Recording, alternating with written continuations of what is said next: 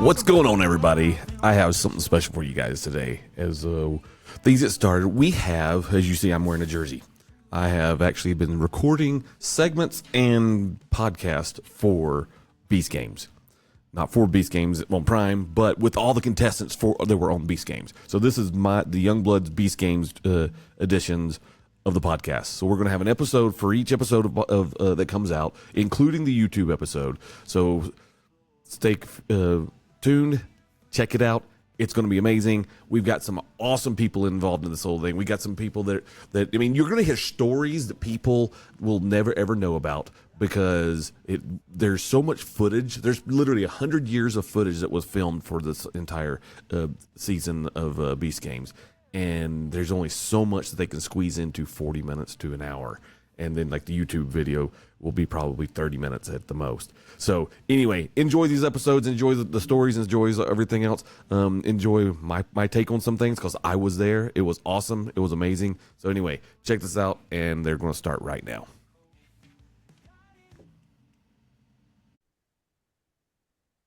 Now we're recording. What's going on, everybody? Can you believe it? How long has it been now? Honestly, can anybody? We were in Vegas. What? July. 7 long years. Oh, July. It was July. Oh yeah, it feels like yesterday. Yeah, July 18th was the day we went into the stadium.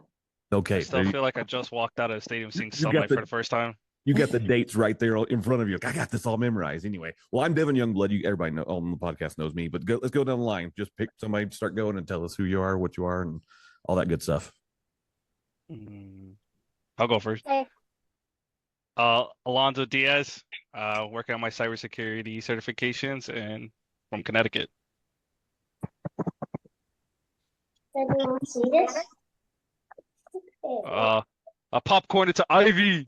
Oh, I knew you were gonna do that. Yeah! My name's Ivy. I'm from Atlanta, Georgia. I think I Are we popcorn in this? My name is Jessica Phillips. I live in the Upper Yeah. Peninsula of Michigan, and I tell jokes sometimes. I'm Angela, and I'm from Denver. I'm Katie. I'm from Washington. I'm Janicia. I'm from Utah.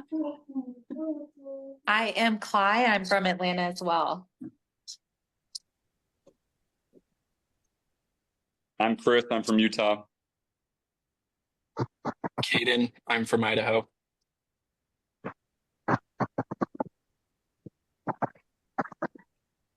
I'm Lucette. I'm from Crestwood, Illinois, suburb of Chicago.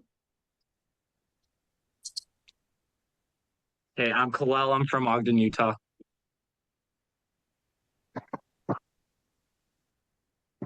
I'm Brennan. I'm from Los Angeles, California.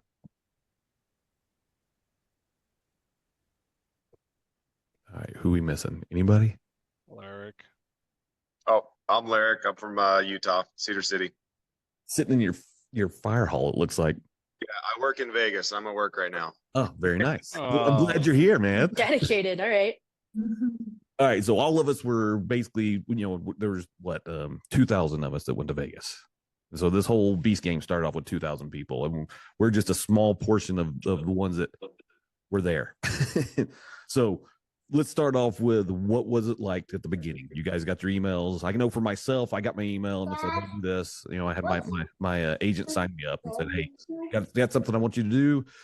Fill it out the paperwork, go get it." And then I'm like, I fill out the paperwork. Then I hurried and went to I didn't have a passport. They're like, "You got to have a passport." So I flew to Denver, got a passport in 24 hours.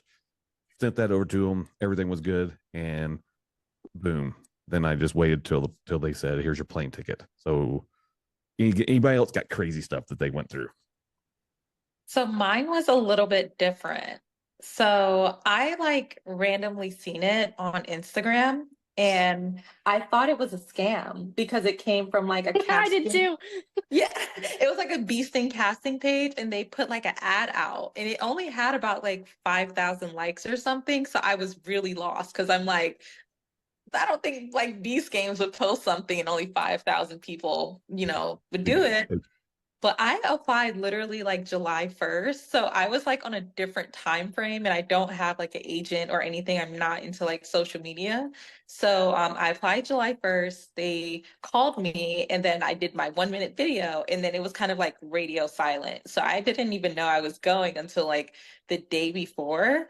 And I think I was kind of like some of the contestants there didn't even have passports, but I had mine, but they didn't follow up to like make sure I had a passport. So when I showed up, I was pretty much like, I didn't know what I was doing. I didn't even know what to tell my parents. So my parents were confused on what I was doing as well. So you thought you were about to be kidnapped and taken away and sold off for sex trafficking or whatever. Yeah. I don't know how everyone else's experiences can compare to mine, but I had a casting agent reach out to me because I was a part of his Squid Game video long ago, and they reached out. They called me randomly on like in February. He's like, "Hey, we're doing this cool thing. We want to see if you want to be a part of it because like we seen you in the past before." I'm like, I got eliminated in the first round. No way you know me. So they reached out to me, gave me a link, and they're like, just put my name under, or they're casting the agent's name on the email. I'm like, we'll put you through. So that's what I did, and then I did a video, and then just kind of ended up there. Everything was very smooth, so I kind of got all my tickets and stuff like a couple weeks before we even had to fly out. I don't think. Oh, sorry. Go ahead. Whoever was talking. I was gonna say I applied the day that casting like opened online, and I don't know, maybe I'm a weirdo because I'm one of those like energy type people, but I submitted my application. I got a phone call an hour later. I called my husband and I was like, "Hey, I think I'm gonna like need to be gone for a long time." And he didn't take me serious because I tend to have a lot of random things in my life. But I like knew in my soul that it was going to work out, even though it was then radio silence for like the next 8 weeks. I didn't even remotely consider how many thousands of people applied for this and that the chances of getting picked probably were slim. I just like knew I was going to go do that. And then, then you finally get the email that says congratulations. And you're like, oh yeah, I knew that was coming. I think my story is definitely not like many people on this call right now.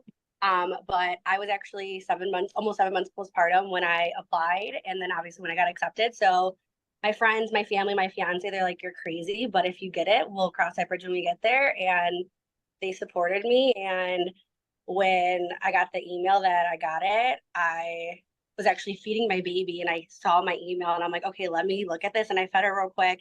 I opened the email. And my fiance was actually either getting stuff for us at Walmart or he was getting dinner for us. And I'm like, "Babe," I'm like, "I just got it." And he's like, "No way." So I shared my screen and FaceTime with him.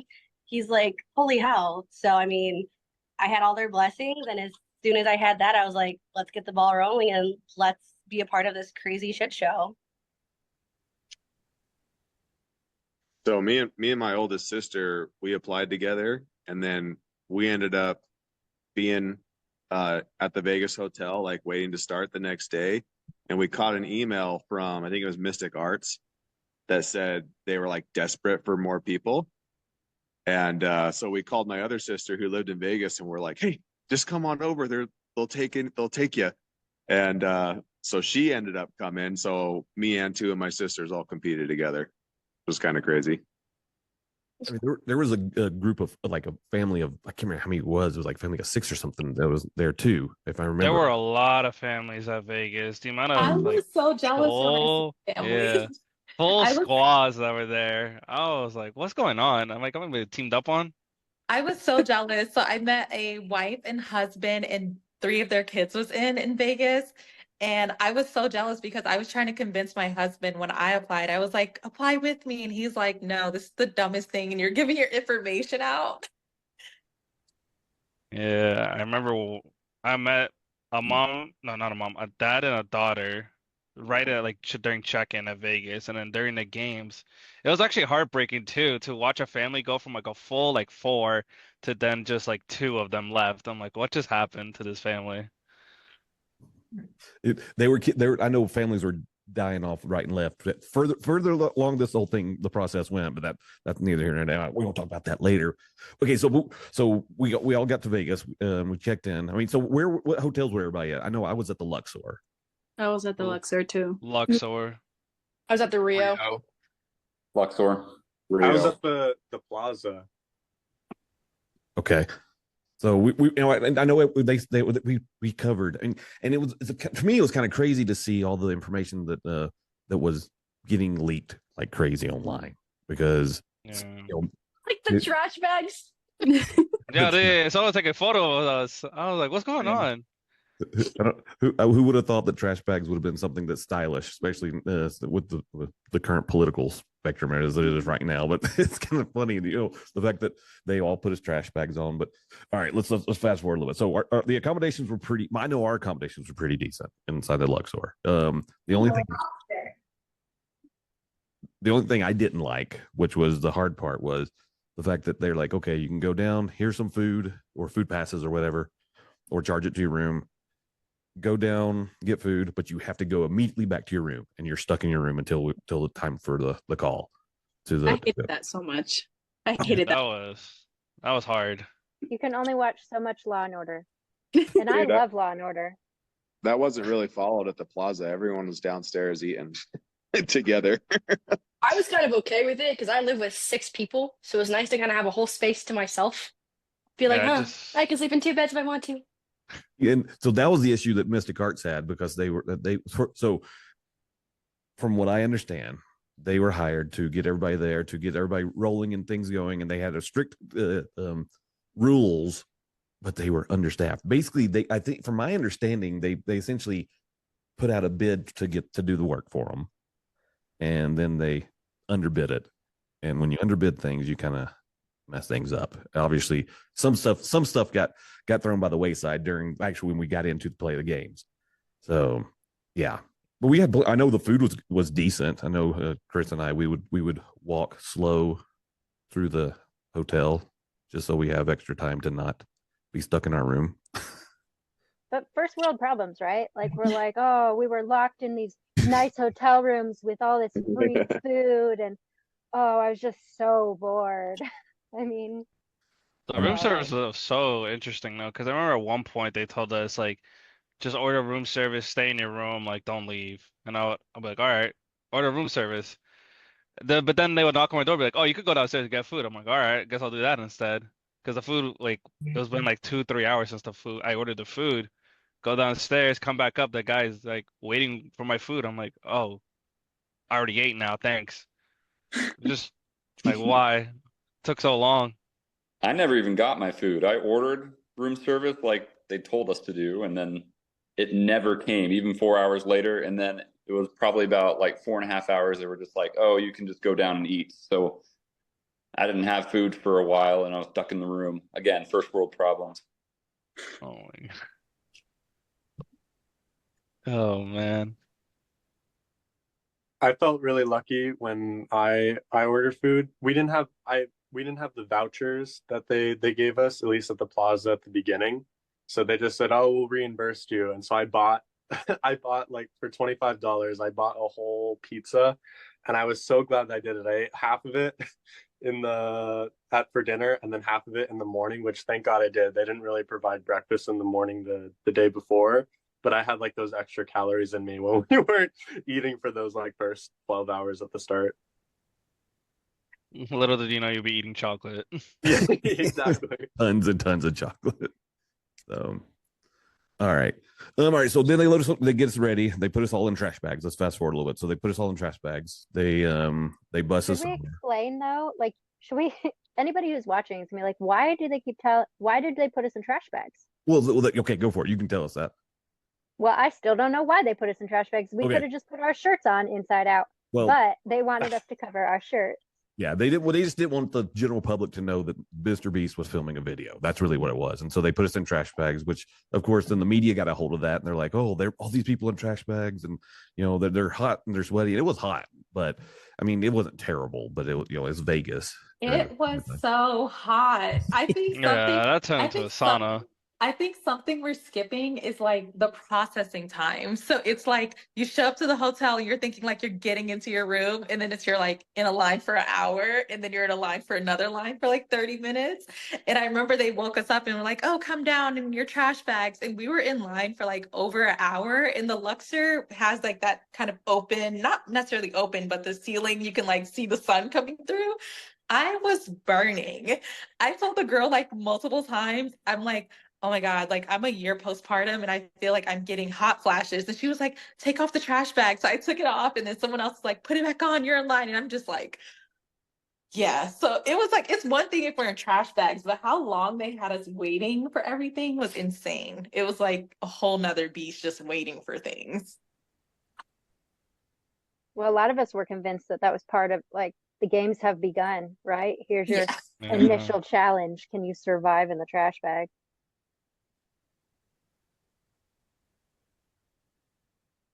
I lucked Yeah, I out don't know if because I showed up late, so I never got to wardrobe. So I didn't have a shirt, so I didn't have to wear a trash bag.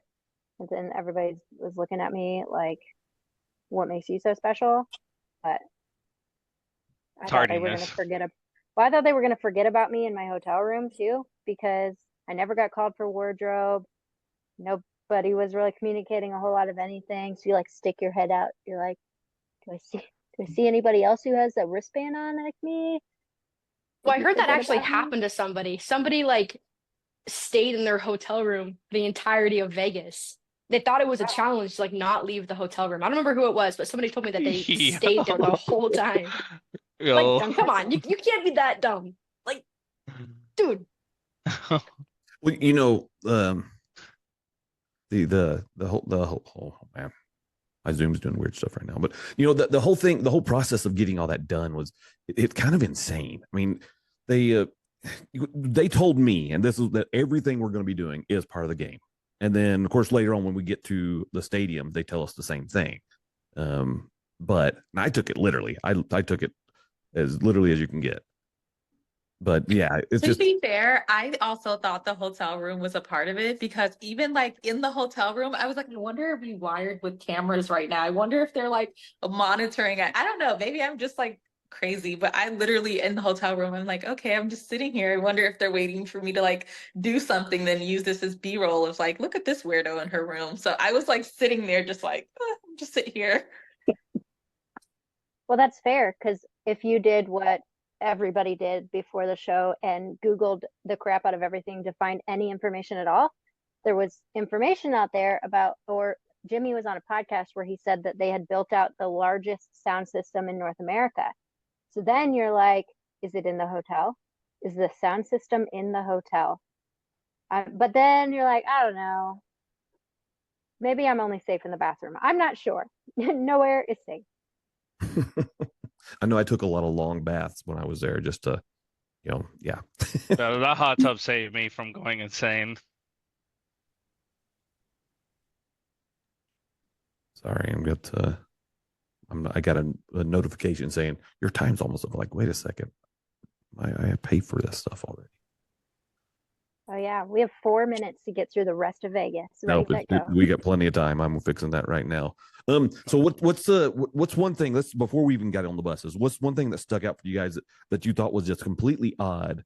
That and you're going, why the heck are we doing this? And what was that one thing that before we even got to the games that was like strange for you? You mean aside from the holding cell at the Rio? Okay, go with that one too. Well, I mean, so everybody should know. So trash bags, then a lot of waiting, then transported, then like 12 hours of waiting, which sure, showbiz is a lot of hurry up and wait. Got that.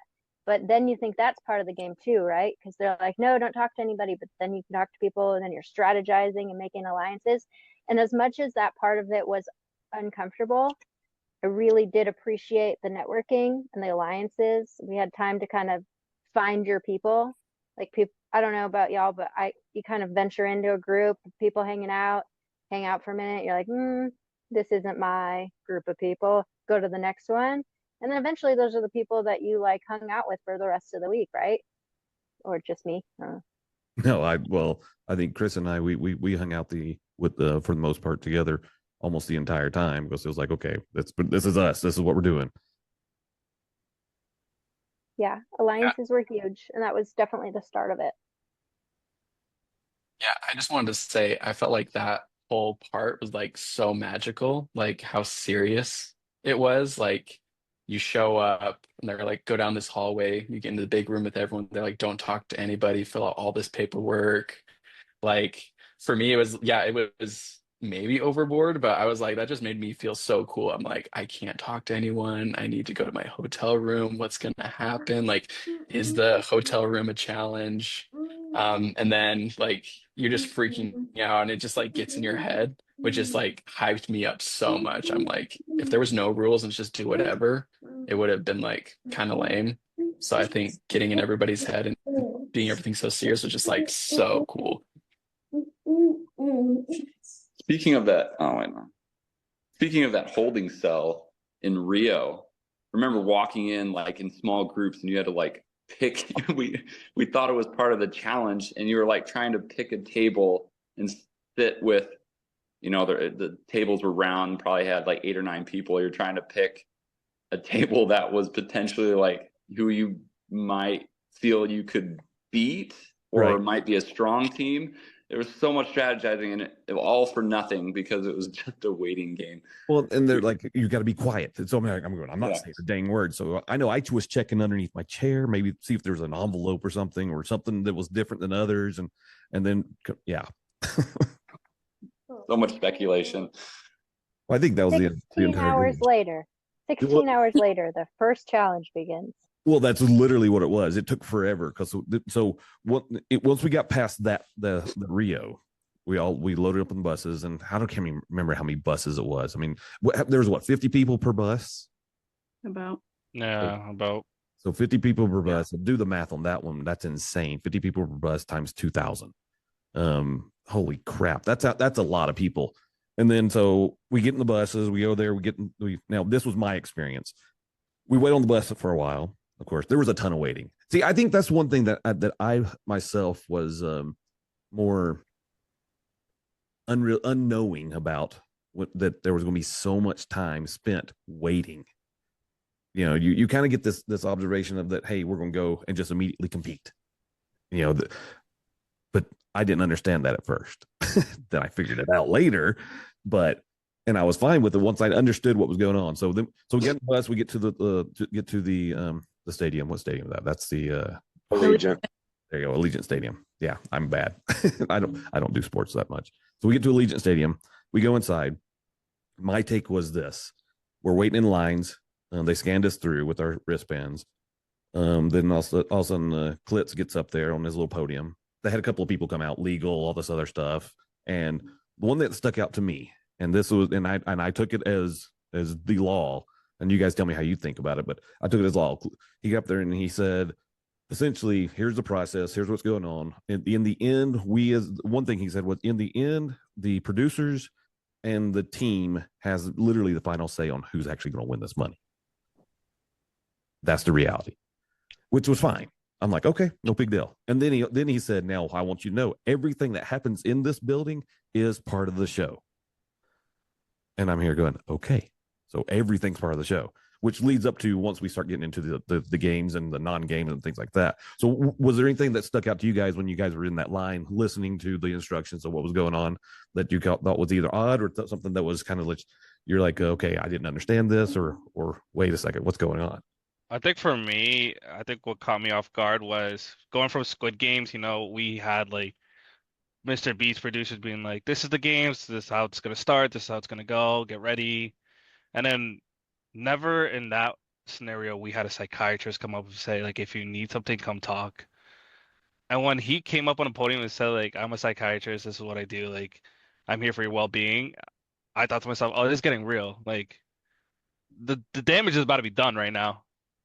And I kind of just locked myself in. I was like, I gotta focus, beat alliances, start talking to people more, because I was kind of just quietly walking through all the process. Like when we're waiting for the buses, I didn't say a word to anyone because I was just so sleep deprived at that point. I couldn't sleep in my hotel.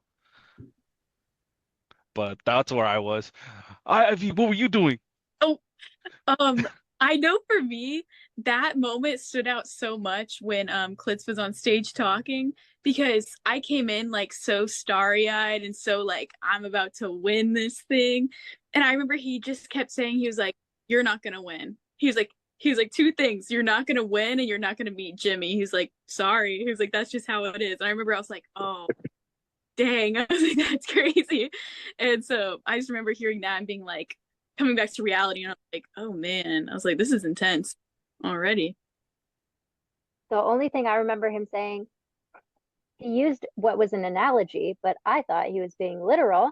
They were talking about how epic the set was, and then one point he said, "You're gonna get in there and you're gonna climb that mountain." I don't remember the rest of that sentence, but I was like, "Oh snap! They built an entire mountain, and we're about to go in there. We're gonna climb it. It's gonna be this physical challenge." And I was so stoked to climb that mountain.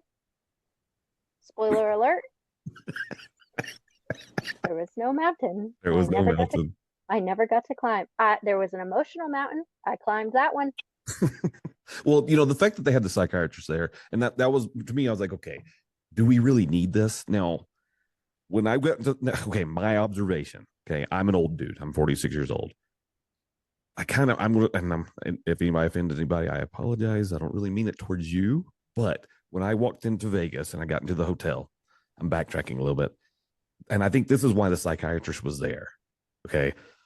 And I'm looking and I'm kind of, sizing up the people that are there. Who's going to be friends? Who's going to be competition? All that type of stuff. And as I'm waiting in line with my luggage and I see all these, I'll call them kids. Sorry. But I see how it is, young blood. Hey, I'm sorry, And they're standing there in line holding their teddy bears and their security blankets. That is true. That is factual. They brought their Squishmallows? I'm telling you. Yo, I knew it was Ivy. Ivy definitely brought hers. Ivy's like, shut up, leave me alone. That was me. I loved mine. But she gave hers up for Carl. We know that. No, that's later on. Uh-oh. But no, and I'm here. So when then that psychiatrist comes out, so go back into the stadium when they're basically doing their whole spiel. I'm here going, I get it. Because this is going to be very mental. There's going to be some mental challenges here that's going to kind of mess people up. And then he says everything is part of the game, which brings us to when we got our first meal before we even did a competition, right? That meal was so delicious. I feel like we got set up to do the first game, and they're like, actually, have your meal. That's right. That's right. So we had like, what? I was like hyping myself up for no reason at that point. No, you want to know that was my thought when we first arrived. So I was actually at the first table in the Rio, so we got food there, but it was like eggs and stuff, and they wanted us to like share it. And people were like coming to my table, and I was so naive because they were also like, "Oh, we're gonna eat when we get to the stadium." So I'm like, "Oh, take it. I don't want the eggs. I don't eat eggs." I'm like, "Take it. I don't eat scrambled eggs." And then, you should have known you needed it. Then after like all of the waiting and like the heat and stuff, I get in there, and as he's going through the speech, my stomach is like growling, like touching my back, and I'm sitting here and I'm like, okay, I hope they feed us. I hope they feed us. Like, I hope they feed us. So when they were like food, I was so excited, but also I was like trying to strategize. So I went up to this tall guy and I'm like, hey, like you're really tall, so I'm just gonna stick kind of with like your crew of people, not knowing that all 500 were gonna get like grouped into the orange team. But I was really in there like strategizing and hungry and delirious. So we all got our meals, and the first meal was amazing. So good. Oh yeah. There's a lot of sarcasm. Honestly, I forget what the first one was. I just kind of threw it back my mouth and just gave up. They're all the same. Tasteless oatmeal. It was the same. No sugar. It was overnight oats, guys. It wasn't even oatmeal. Yeah, it was no, literally. It was horrible. which that set the tone for the meals for the rest of the time, is what it did. And so, all right, so then we move forward. Let's go. We got the meal. We did. Half the people did their photos, which I don't know why I don't even think they use those photos. Those photos are. I'm sure they have them. They used them. Did they? Okay. Oh, they did. I mean, we'll see. We'll find out when this officially airs, which will be a few days. But how do you know they use those photos? What are you sitting on? Nothing. She knows. What, what information do you have? She can't talk about it. This is Jimmy's right hand woman right here. I imagine cumulatively, we all know a ton of stuff about what's going on versus individually. Yes. You know most out of all of us. I know a good bit. Youngblood is Jimmy. No, I am not Jimmy. All right, I got to bail, guys. All right. Go save the world. Be safe. Good luck. Stay safe. Thank you. I don't even know how to get out of these. Let's see. There we go. Just take us on with you. Just take us on the fire trip with you. That's right. Yeah, we're gonna go see what's going on. Take us to the POV firefighter. Oh, gotta love our firefighters, man. I tell you what, he's awesome. It's okay. So then they tell us to how did they split us up? Because did they split? They us split us by It the was 4 A, B, C, entrances. D, yeah. By the 4 entrances of the player entrances of the That's Raider right. Stadium. They just randomly picked us out and split us up. Is what they did. Is that right? Kind of, but we were already set up, Yeah. split up by That's the right. That's letters. right. Yeah, that's right. Because we were split. Okay, that's right. All What right. letter was everybody on? So I was forgot. D. I was D, which turned into orange. I think I was C too. Oh yeah. Oh yeah. Yeah. I was on I B, was but C. somehow I ended up in green. I don't know how that happened. Well. See, I think that's what everyone stipulated. It's like your letter was your color. Once the colors came out, it was a free for all. Yeah. Well, that's because there true. was because there was only 4 letters, and we needed 5 teams. 5. teams. Yeah. Five So- colors. Well, So we'll I let don't think Youngblood make that transition of the first game. Well, it Right. wasn't. Because it wasn't intended to be. I don't can think there put it was out, any but it's intention Thanksgiving behind Eve. it. No, So- I so don't you- think so either. They split us into 5 teams. Then they end up just where they lined us all up. We all went down little corridors and things like that. And then we just they wanted the big shoot for all us walking in, essentially. Mhm. So we all Walking walked into the the field. stadium. Yeah, into the field. Well, wasn't really it's their field of the stadium, which it was the actual grass. That would have been more comfortable to sleep on, but that's another. Welcome to the NFL. Yeah, right. Olive Turf. pits for the win. Turf. Turf, yeah. Oh yeah. It was like olive turf. Yeah, it was the olive shell. Olive pits. Yeah, that's why they asked us if we were allergic to olives. That's exactly right. So we all go in, they get that shoot, and then Jimmy comes out. He's up on the stage up there, and he does his spill, and then It's like Chris Paul, I think. Yeah, like, it's not- CP3 was there. It was Yeah. crazy. So you just had a random celebrity with him everywhere. Yes. and then we do all that thing. Then they bring out a bunch of chocolate for everybody, and everybody goes crazy, and And that's when Oh. it starts. That That's was- when they'll get you. that's when That's the moment where it started. all the chocolate hoarding started right then. Little did we know we were going to be relying on that chocolate bar. It No, was, literally. it was keeping us alive. No, I Gee. remember seeing Orange Team hiding it underneath like the blockades of. People the started treating it blackberries they as were hiding. currency. Yeah, they were Yes. trading it. It's genius I marketing. put though. mine in my oatmeal. Genius marketing. Mhm. You starve all these people, and it's the first thing you've eaten in 12 hours. My God, that was some delicious chocolate. I mean, yeah, when they put the ate, like, camera in your 8 face the first after like time. you're starving. They're They going put to the ask me camera for for you? permission to use that clip right there alone for their next Feastables commercial. Exactly, just us Chocolate. being starving, just going to town on these Feastables. And then Oh, they basically pulled the curtain and showed us exactly what our first competition was, and that was the big balls, right? The 5 wait, boulders no, of 10,000 pounds. What am I missing? What am I Oh, missing? Wait, you skipped the 10 hours where we could kind of see some ropes, Oh, that's and true. we all spent 10 hours Oh my deciding what we thought was going to happen, strategizing, coming up with plans, only to find Yes. out what it actually was. It was so much stuff that Oh, was yeah. said. So like first off, someone said there was like Teslas and something like a door was open and there's Teslas back there. So that was like one part where I'm like, oh, we're gonna win Teslas. Like I'm gonna take it and leave. You're like, give me the first prize, I'm out. Right. This is my And moment. then- I'm driving home. Right. And then so disclaimer. So the first day was July 18th. That was my baby's actual first birthday. So my husband was like, just because I got selected so last minute, he was like, oh, this is fate. Go. She doesn't even know she's turning 1. So I was just delusional. I was hungry. I was crying on and off because I'm like a mom missing my baby. But Well, you I was- should.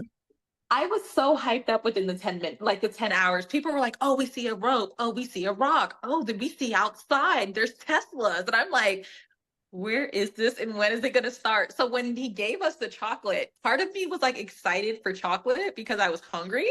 But then the other part was like, yay, we're finally going to do something. Like, when is this happening? Because we waited forever from the moment at the Rio to like when we even seen him had to be like a good 8 hours. Like, that's a long time of just like standing around, sitting in chairs. The stadium was freezing. Like, it was a long time. So yeah, I probably was the best advertisement for their chocolate the way I was jumping around. And then to make it worse, I took chocolate because at this point after our first meal, I'm like, I hope they feed us again. I took all this chocolate, you guys. When they finally gave us a sleeping bag, it all melted in my sleeping bag. It looked like I shitted myself. Like, it was everywhere. The packets busted. I ended up having to ask someone for a sleeping bag, how bad it was. That's gross, but that's funny. I remember seeing people have like Jimmy and them and like his crew sign the chocolate bars, and I'm like, how are you gonna protect that now? Yeah, I did that and I protected it the whole time. I knew it was you, So did Ivy. I have mine I right here on my knew it. board. I knew you were gonna do it. How are you gonna protect the chocolate? I wasn't gonna, but I had to for my kids. I was like, am I even a good parent if I have the opportunity to get this chocolate bar signed so I can bring it home to you so you can be so excited for 3 seconds and then never remember it again. So I have those chocolate bars.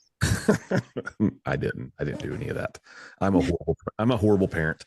I'm such a sports fanatic. Like, the whole time I was talking to Laser, just asking about how Formula One's going. Oh yeah. Because he was the only one that had his phone. I was like, yo, I know they're racing Australia right now. Please tell me everything that's happening right now with Formula One. And he's just like, who watches that? I'm like, great, thanks. I do. He's like, Whatever. you're a loser. You're watching for no. You watch his Hey, cars don't worry, drive. bro. All right, so Yeah. so then they finally do the big reveal, and as those what five it was then there was the five 10,000-pound boulders, right? Mm-hmm. And then then they roll out these cases, and they're like, okay, everybody's got to we're going to open up the case, and you're going to have to split yourself up in equal numbers of people. I think we split ourselves up before the cases even came out too. Okay. And then Klitz came up and said, oh, we're actually gonna go eat. Come back. Yeah. And Yeah. So we all got we all have our different colors on. I know I was green. What's a green? I think I was green. Oh, you Oh, were green? Nice. I was green too. I was green as well. Okay, but are we gonna talk about the process of splitting it up? Yeah, can we Yeah, talk okay. about That that? was crazy. It was like a Okay. bloodbath. Splitting up the teams was probably the That- worst thing ever happened. That Because was a bloodbath. Yes, because I was up front. Because I got pulled all over. It was like, oh, like, you look strong. Get over on this team. I'm like, all right, I guess. Yeah, sure. I'm towards the front of the boulder. And then the cases come out. And then there's colors. They open the colors. There's pennies. I knew immediately. I was like, I got to grab my penny. Yep. But little did I know, I got bombarded by 2,000 people some trying to people get took it a too first Yeah. color. Yeah. That's where I screwed up. So I was at the front, and when they bought out the case, I grabbed a bunch because I'm like, oh, I partnered with D, and like we were chanting through the tunnels. We were like D, D, D. So I'm like, oh, I'm gonna try to get everyone like their penny. Oh my God, people like bombarded me. People were snatching it out my hand. I dropped all of them, and I was just like, let me get my one. And I felt so bad because that's when like families started to be broken up. So like in D, we had a lot of families, and then it may be something where like the dad got the orange and the mom didn't. And it was just like, I was like, oh God, this is getting vicious. Our first challenge got vicious quick. This is a hot take, but yeah, I think that was probably one of the hardest parts of Vegas. Just getting a jersey, like the first part of it. Well, and that almost and not that was the foreshadowing of some of the stuff that happened, because there was some rough stuff that happened, but that It was foreshadowing. You're right, was. because Subtle foreshadow. well, and I know when I put mine on, someone tried to rip it off me, and he'd grab me by the neck and pull me back. I'm like, dude, I'm wearing this. And Wow. That's what happened to me too. I'm like 5'2". Everybody around me is like Goliath, okay? And I'm trying to weasel my way into getting a jersey because I knew if I didn't, then I'd be stuck on a team with weak people, right? So I fought my way up there and I got on green, luckily. But all of my friends that I had made, like all my alliances, were on yellow. So I was like, okay, cool. Well, now I have nobody on green. So I had to make all those friends again. That's okay. It worked Yeah. out, right? So then No, All right. so and you know, No, I think sorry. Jimbo, when he was just like, okay, because he was kind of on a box if I remember right, and he just was like, okay, first come, first serve, just grab your pennies. and then everyone started sprinting. So I literally went because I was in Group C and we were all lined up trying to just make a plan. And everyone forgot about that plan when they saw the pennies. So most of us were getting green. So I grabbed a penny for me and my friend, and I had another one as well. And these like 5 girls almost mauled me to death because they're all like trying to rip this second one that I had in my hand. And they're like, give it to me, give it to me. And I felt like a jerk just because I didn't know who to give it to. So I was just like, I'm just gonna toss it in the air, and whoever grabs it, like that's how it is. So then I did, and they kind of were like tackling each other. I just walked away, but I felt so bad. I remember the exact moment too when it went all crazy. It was like everyone was all single filed, and they're like, "All right, you guys are gonna be in lines. It's gonna be okay. Single file. It's gonna be good." And then Jimmy just made one side comment where he's like, "Oh, there's not as many as these as I thought." And as soon as he said that, everyone's like, light bulbs went off. Boom, rushed into there. I'm glad I was tall, and I just kind of like somebody else had like a bunch of pink pennies up, and I was just like, I just kind of put my hand up above everybody else, and then he just passed me one. I was like, oh, thank God. But I felt so bad for everybody. The pink team is the one that had the Grand Overlord. Am I wrong on that one? Yo, yes. Mike. Wow. My man tatted up the wazoo. I'm trying to be like him when I grow up. I thought I got remembered that one right.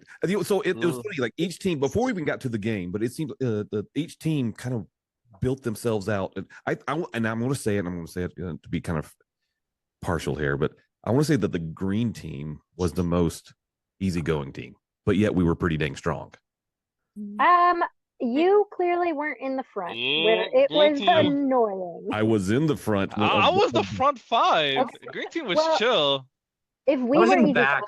no, if we were easygoing, I can't imagine what the other teams were like. It was hard. just the was biggest like, problem with how- Green was getting the message from the front to Oh my the God. back. All I can So say much. is, Chris, you got to tell us about the Grand Overlord and how that worked out for you for that first beginning, because I know it started from the beginning. Oh, Oh man, the Grand Overlord. Man, he was I think I called him the Supreme Overlord. That's what it is. Yeah.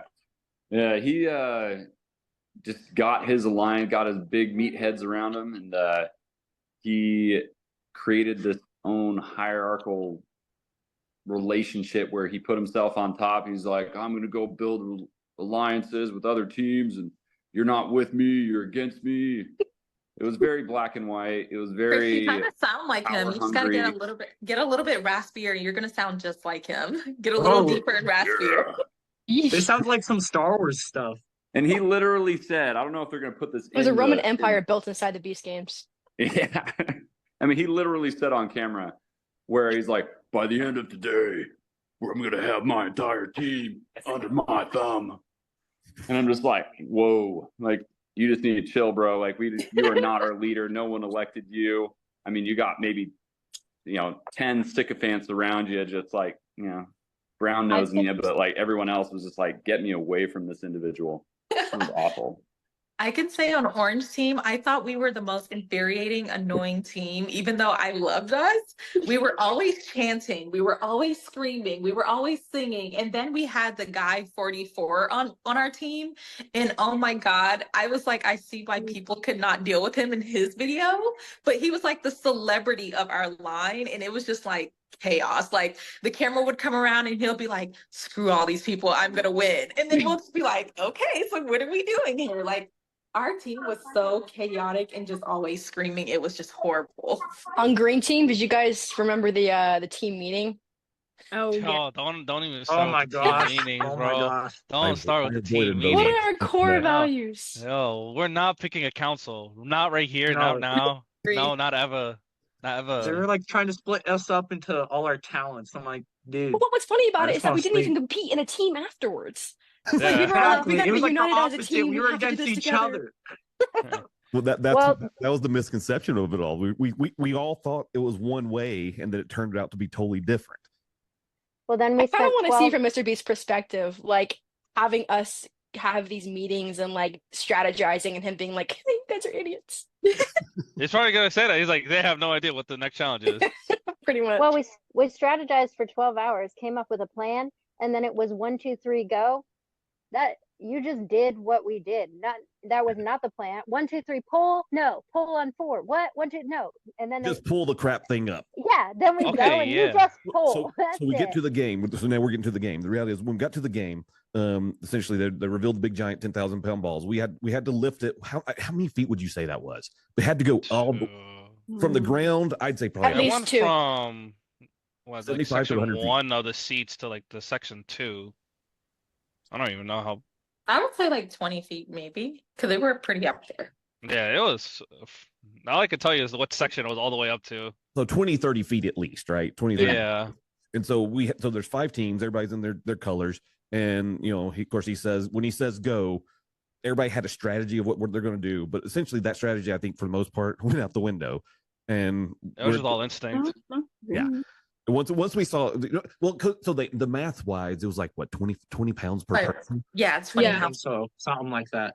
So with everybody combined pulling the rope backwards, the 1, 2, 3 pull was like pull. That was irrelevant. It was like just go. Don't start with it. It was one pull. Yeah, whatever. Yeah, it was a lot lighter. They were hyping it. They were hyping it up like it was going to be like this big whole ordeal. They were like, in our test groups, it's taking 10 to 15 minutes. Like you guys are going to have to dig deep for this, and then we just walk backward. Yeah. And so I think our team came in. I think Green came in maybe second. We weren't last. I know that last. No, we were second. So In my heart, that was first. In my heart, that was first. So Orange No was way. It was close. It was close. Orange was first, but you can completely cut this out. I don't think they really calculated the safety of it because our line was already touching the other side of the stadium. So when we pulled and we realized how easy it was like mayhem at the back of the line. Like everyone. That was like for everybody though. Yeah, and then our team, like some fell, some ran from the back and got back up to the front. I was like, this game was like, it could have been outside. I think it would have been way better, but inside it was mayhem. All right. I hope they show that when the episode drops. I hope they show how many people got tumbled and how like it just did not make sense. We took the whole field with 400 people. Yeah. So it came down to where the red team was eliminated. They didn't get it out as high, which was funny. Is like it seems like the red team was all the misfits. Yeah, they were all. It was all because we put all our strongest people in the front by strategy, and so all of the older or less strong individuals were all in the back. And when they said get a jersey, they were all in the back, and so nobody could make it to the front on time. So they all ended up on the same team, which is unfortunate, but yeah. I second that actually, yeah, because I was actually towards the back, and there were some people saying, like, "Oh, we should wait. There's going to be enough pennies." But as we've already said, like, there was a sense of urgency. As soon as they brought out the bins, I ran from the back because I knew, like, it was just going to be a bloodbath. I think not only that though, people were also like hoarding jerseys and handing it out to strong people. Like on Orange team, I know a lot of the people, and I don't want to single it out to like a gender, but a lot of men grabbed jerseys and were like, "No, you don't get one, but you can." Like, and it became like. I'm just kidding. So I was happy I was in the front, but for some people, unfortunately, it was like you were at the discretion of someone wanting to think you were strong. So. Yeah, I was on the yellow team, so we were right next to red. And I mean, I'm guilty of this, but we're all hyped up. We're all like, we don't want to lose, right? So everyone, including me, was going around. We're like, okay, guys, it's all old people and women on the red. We're good. Let's just do the best we can. So like, they were right there next to us. So okay, so Dale, did we have? So we finished that game. We knew who the winners were. They essentially escorted the red team out. Right, the red team got escorted out. They all had to go, and they went through the forbidden doors that once you go through them, you're out. Elimination doors. Yeah, the elimination doors. So they all went out that way. Then it came down to us. They came out, talked to us, told us what was going on next, and so what we did next was what was it? We ate and went to bed. Everybody should know. We did one challenge. We did one 10-second challenge in 18 hours. And then they were like, all right, that's it. We're like, what? All that adrenaline, all that build up, 10 seconds. Eat some cold oatmeal. Yeah. sleep in the light. Yep. Good night. Yeah. And So I that's think the worst part is because we didn't have our phone, they would have like those clocks that were like in military time around. So technically we finished our first challenge at like 2 o'clock in the morning. I was like, I thought we were like gonna do more, and it was like 2 o'clock in the morning. We ate oatmeal. So they fed us. They gave us our sleeping bags. They told us a couple other information, like if you needed this, could go here. Some of that information didn't quite work because they were understaffed. I know for myself, I know there was one of the biggest complaints, and Miss Rosanna Pacino, she tried to monopolize off this online during the whole filming of this thing. She talked about how people were not getting their medications, and that was the biggest thing. And I know for myself, I had no problem. They told us the process, and I don't know if that didn't translate to everybody, because I know I was like, okay, I'll take my medication now, because technically it was the next day. I'm like, I'll just do it now, and then I'll go to bed.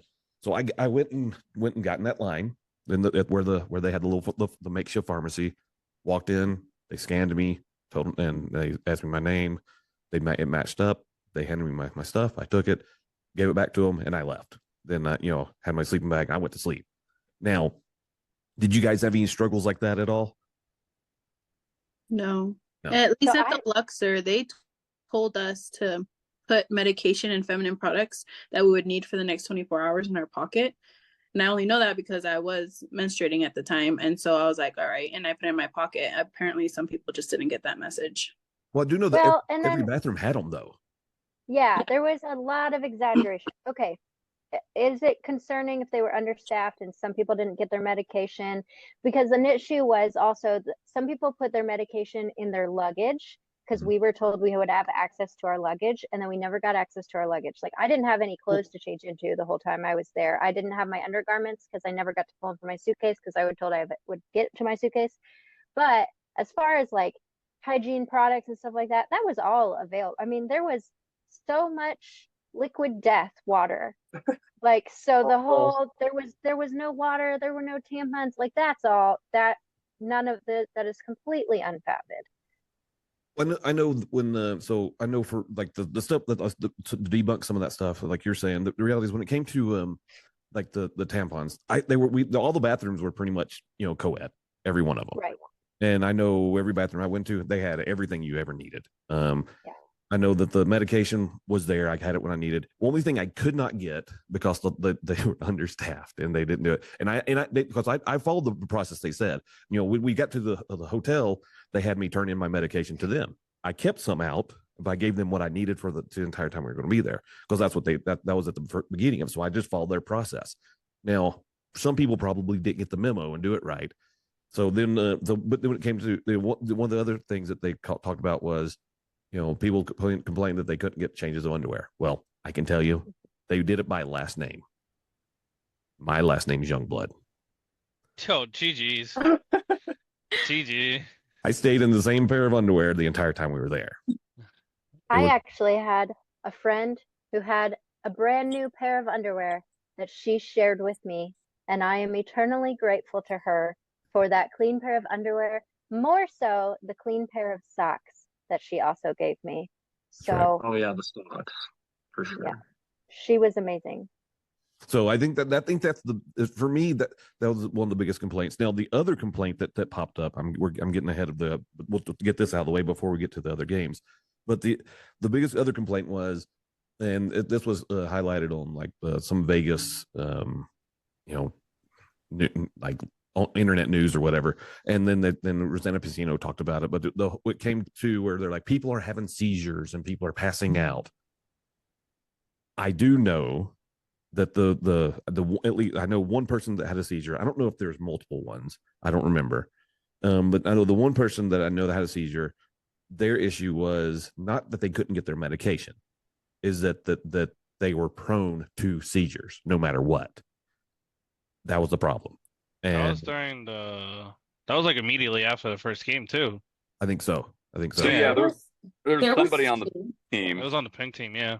Yeah, so they there were immediately two. went down for When we were Continue, Yeah, so sorry. when we were cheering and we were cheering the red team out, that's when the person on the red team fell. I mean, the pink team fell. That was right next to orange. And then there was a second situation. So after that, I don't know if you guys remember, but Jimmy kind of told us to turn around, not to look at it out of respect for the person. And then we kind of like broke for lunch. So when we went upstairs and we were eating, it was like a younger guy that was on the orange team that when we came back downstairs, he had one on the steps coming down with us. I know. So there was two that I knew of. I know, Chris, you helped out a little bit with one of them, correct? If I remember right. Yeah, I forget what challenge it was after. It was it's right when we got our sleeping bags for the first time. And we were on the field and he just got a sleeping bag, was walking back, and he just collapsed on the field. And then there was 4 medical professionals, not like me, and then 3 other people who were contestants, not the EMT, who helped him out, get him into a good position so he wasn't going to injure himself more than, you know, what you do with a seizure anyway. And then eventually EMT arrived. But yeah, so I didn't know about the other 2. You said there was somebody on the stairs, and then there was also, I guess I did know about the one on the pink team that went down right after the challenge. But that was 3 people in like the first challenge. That's pretty. I know one of them. I know 1 or 2 of them. This is the information I was given. They didn't disclose that when they were I know when they asked me, when I went through my interview, the whole thing, they asked me if there was any medical issues. I told them what it was. We had to do that whole medical screening and everything for myself. And they gotta go to a doctor's appointment, basically. Yeah, basically. And they so those at least 1 or 2 of the people that I know that had seizures, they didn't disclose it. They never talked about it. Because they were, I think that they were afraid that they were going to be not able to participate. Yeah, I remember people would say like the question was about swimming, and they're like, "I can't swim." I'm like, "Why are you here?" Right. Yeah. Yes. Well, and then you end up understaffed, right? If you have people who didn't disclose medication needs, and then you have 3 times as many people turning in medication and having these issues, yeah, they're going to be understaffed because you didn't tell them that we needed more staffing for that. Well, I mean, also, it's a mixture of people of you know when it comes to fault, when it comes to that stuff. I know everybody wants to blame the Beast team. They were sure that they were guilty of some stuff. I get it. That's fine. But then we have, you know, as I'll say, as grown ass adults, we have to take responsibility for our own selves. I mean, really, come on. And if you don't feel like that something's not going right, they had plenty of people that you could talk to and say, "Hey, here's what's going on." I know I had a headache. The first, you know, part of that was because of so I wasn't hydrating enough, and so I would Liquid death. And so I went and got some medication. They walked me all the way around to go get it. This was before even the first competition, and I got that medicine, came back, and it was no big deal. And then what I did learn, which I was trying to tell everybody, I said when it comes to when you're eating, use your salt packets because you have to stay hydrated, so you need to keep the salt in your body. And so some people did, some people didn't, but that's on them. I think you know the nice thing we had, you know, had Chris there, and you know other people that were involved. They were able to do things that and help people out because of their experience and what they do. I know I was grateful for that. I knew, you know, honestly, that's for selfishness. That's one reason I stuck around Chris. I'm like, well, if I ever have an issue, I got my buddy here now. So, but I get it, strength in numbers, and I think that's one reason that the games turned out how they did, and especially once we got to Toronto, which we'll get to there eventually, but that was nice because we all became kind of like a family, you know, shared experience, shared trauma. I think something that's also important to highlight is there was technically a differentiation with the people. Like there was the Beast people, and then they were the people in the mask that were like contracted out. So like one of them I met, he was like, "Oh, I was on a college campus and I worked security there, and they just asked me if I want to get paid daily to be here." So some of the personalities or certain like help that you would get from some people were different based on, I guess, where they laid. When it came to the Beast people, I had really great like even with my undergarments, I had really good help finding it, even though I was like an F. And I explained to the woman, I'm like, hey, I need it. And she was like, okay, let me find it. The Beast people were friendly. But I remember the first night, my friend and we went to the restrooms and they were like the contracted people there. And we were like, hey, I told them, I'm like, hey, I need my stuff like now. And they were like, oh, you guys sign up for, this type of competition show. You guys are a little like, pretty much you guys are being prissy, like just deal with it until someone can find your stuff. But when I spoke to the Beast people, they were a little bit more like urgent, more humane in a sense versus the other people. So I think there is a big difference. And unfortunately, I feel like the Beast people do catch a lot of like slack for what the other people did, but there was a difference. Well, the thing is, when it comes to all of that, is this was something that's never been done before. I mean, we started off with 2,000 people. I mean, if you ever had to, if you've had to teach a class of any sort, say you got 20 kids or 20 whatever, that's hard. Can you imagine do that on the scale that they did with 2,000 people? I mean, it was something that's never been done. It's completely unheard of. It's insane. But they should have. I mean, a 2,000 person event. There's logistics to that. There's safety things that you need to consider. Correct. And so whoever their leader was, there was just a lot of things that I'm sure they've learned from. Well, right. And I know that things changed. Things were completely different. I'll tell you, once we got to I mean, honestly, even Toronto before. Toronto was a whole different experience, though. I will never compare you can never like put the similarities between Vegas and Toronto. Two different experiences. The only thing that was similar, it was a Mr. Beast video, and we had competitions. That's the only similarity. I mean, the way it was, and a lot of waiting. We still had a lot of waiting. That was a lot of chocolate. A lot of chocolate. All right, so we finished up the boulders, and then we slept. We woke up the next night because we were sleeping during the day, technically. That's right. We lost 400 people got eliminated. That was the red team. And then we waited, we ate some more food, and the food stayed consistent. It was chicken, it was rice, quinoa rice. Quinoa, yeah. First time I ever had quinoa. The tofu, right? Last time I'll ever have quinoa. And the tofu, which I did not like the tofu. Oh, really? I ate like 3 different plates of tofu. People didn't want to eat it, and I was like, I'm eating it. I never had tofu until the Vegas. I was mad. I was that hungry. I was mad when I saw the Jewish kid with his food. I'm like, oh my gosh, I was gonna say that. Oh yeah. The halal meals. Oh my God, they had like it was They're like feasting. They had double our portion, better seasoned. It was so. It was seasoned. That's the thing. It was seasoned. Right. But Not it was just like better. it was like well seasoned though. Chicken Like, drumsticks. I'm like, damn. yeah, they had like chicken skewers. I remember eating one because like some of them were like, oh, it's so much food. I don't want it. And I'm like, the luxury, I'll take it. And I ate one of the chicken skewers. I was like, oh, damn, this is good. They were like, they had it. Yeah. I can see how somebody like a larger male, like that was not enough food. No. For me, it was a perfect portions. I felt really good because it was like just exactly what my body needed. Was it boring and bland? Didn't taste very good? Sucked when you got tofu? Absolutely.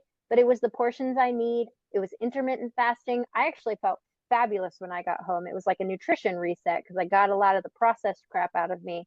But for anybody larger than me, probably not enough food.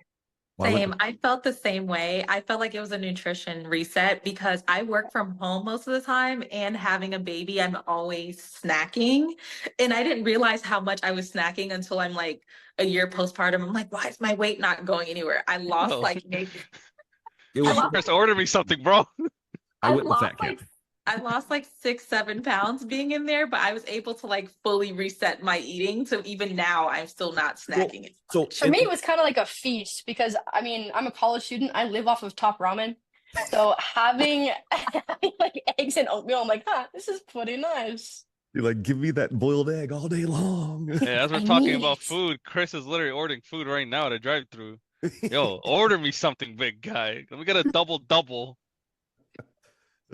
Bro, what are you ordering from? We're getting some fried chicken. Nice. Oh yeah, KFC. And then I think that's it. It's called the Bird. The Bird. Oh. Medium. Let me get some wings then, big guy. So Oh my Guys, I God, gotta go, can't make but too it was much nice of a talking mess. to y'all. see you, Kate. Bye, Kate. So, Bye. so the the food. I want so the now one thing I did learn, and this was what I was told, that the food at the during the game was on purpose. They did it that way on purpose because they were trying to, in many cases, they were trying to get more people to walk out the door. Oh yeah, I feel like we forgot to mention that. Like they mentioned in the early beginning of the game, so you can leave whenever you want. And there were some times where I would wake up and there's less people because they just left while we were sleeping. Well, 44 left, and he was like, well, but that was later on after a couple of competitions. He's like, I'm out. Yeah. So It was just like I can't do it anymore, and they just walked out during the middle while everyone's So- sleeping. I'm not gonna lie, the funniest thing. So I wanted to leave because I felt like I was coming down with a cold. And I went to someone and I really thought they were like BSing, but they were like, oh, well, you can go back to the hotel and you'll probably just be there for a little bit, but we're not sure if we can get you on a flight back home. And I'm like, what do you mean you can't get me on a flight back home? Just send me back to Atlanta. And they're like, oh, the flight system is down. Maybe you guys weren't notified. I was like, Yeah, the what? cloud I- strike. I was like, what are the odds? And at first I really thought they were like BSing until we got out. And it took me like a day and a half to get a flight home because Atlanta is like a main kind of like stop point for any flight. So yeah, I wanted to go home. And that was an instance where I was like, okay, well, if I can't go home, I'll just sit here. And I didn't know if it was true or not. Well, see, that was the beautiful thing for me. I was like the fact that I could unplug because I'm so connected all the time with all my social media, everything I'm doing. There's always notifications, everything's always going off. And when I turned in my phone or put it in my luggage, it was awesome. Caden's got to go. Caden, appreciate you being here. But the thing is, the whole thing was everything was for the competition. Everything was about it, and again, they said everything that happens in this building is part of the game. So that was true. That was part of it. So yeah. So then we roll into what the next game. The next game was what? Briefcase. Suitcase. Yeah. The So- briefcases. Which it took forever to get everybody because The way they were taking out each stool or like stand for the suitcase and just lines of 10 was the longest thing I ever had to witness.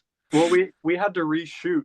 Because we Exactly. were missing shots from the boulders, so we had to line back up in those. Oh lines again. yeah. Yeah, and they had to some lay of down us in those the like black green. boxes. Yeah, and they had Yeah, some of us yeah. in the green just like reshooting like grabbing the rope and getting ready to pull it again. And I'm like, we just did this. That's right. I forgot about that. That took forever. And also there was in between that, like when I remember the first day, when I woke up and it was like, am I supposed to be up? Because it was all weird and everything. But I just remember feeling like it was like a prison yard. Each team was like in their own little section. And Team meetings, yo. Team meetings, like the leaders are all like meeting each other, having these meetings, and it felt weird because like I knew like everyone felt like family, but it was weird while we had the jerseys on. It kind of like became like a little like turf warfare. Like I felt like I was in a bad part of town if I was like walking in like Yeah. a different team area, or like you'd be looking and you're like, what is this yellow guy walking through? Well, I got the like what is he doing here? I know I No, got and the I think the equivalent. funniest part too was like during that kind of idle moment before the second one, how people were making alliances. So like orange and pink was supposed to be a team at one point. Then we found out from a yellow person like, oh, pink is gonna snipe you guys. You guys need to partner with us. And it was just like, oh my God. And then in between that happening, they're calling out your name for your undergarments. Like It's it was true. just Pink so was coming for yellow. It was so Pink hectic. was. Yep. The Supreme Overlord decreed that we take out yellow. And then after that, everyone was like, wait a minute, yellow's already the weakest team. We should actually make an alliance with orange and then blindside them. Yeah, I think It was wild. It was Pink wild. and orange were always like, I think they were always good, and we were like trying to decide, should we team up on yellow or green? And I'm like, it doesn't matter. Yeah, I remember in our green team meetings, they're always like, let's create a council. Like, let's try to have someone go negotiate with the yellow Yeah. or the orange team. And I'm like, what's happening? I Oh just my woke God. up. I Someone Orange please had explain to one single me. meeting. Orange had so many proposals, and then in the middle of these like team debates, you'll hear out of nowhere like, Frazier, your garments. It's like, oh my God, this is so stressful. And And then then it's I like feel you like meet. also people were taking their photos still. That's true. Yeah. Yeah. Do you guys remember there was like a bunch of people going around that were saying like, "Oh, keep your pennies safe, keep your pennies safe. People are stealing them. If your like pennies like gone, you're eliminated." And we're all like, "What the heck?" Yeah. I remember Well, one people were time putting it I in their sleeping The bags. rumors Yeah. were going rampant like crazy. I mean, every speculation that you could ever think of, people were thinking it, and it was people were believing it because we want to think we thought we knew what was going to happen. I think we predicted several of the games to a point, but like we figured briefcases were coming, and so there's what for each game. How many? I said with briefcases, how many did we lose? We lost like 200, I think. 200. 250 each team. Yeah.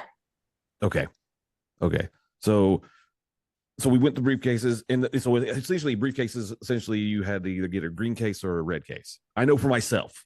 So we were like the third team to go. I think. Yeah, we were. So- Yellow team was the last team to go. Yeah, I no, felt so bad for you guys. no one watched. We were all like sitting to the side, like we're done. We're No, tired. literally.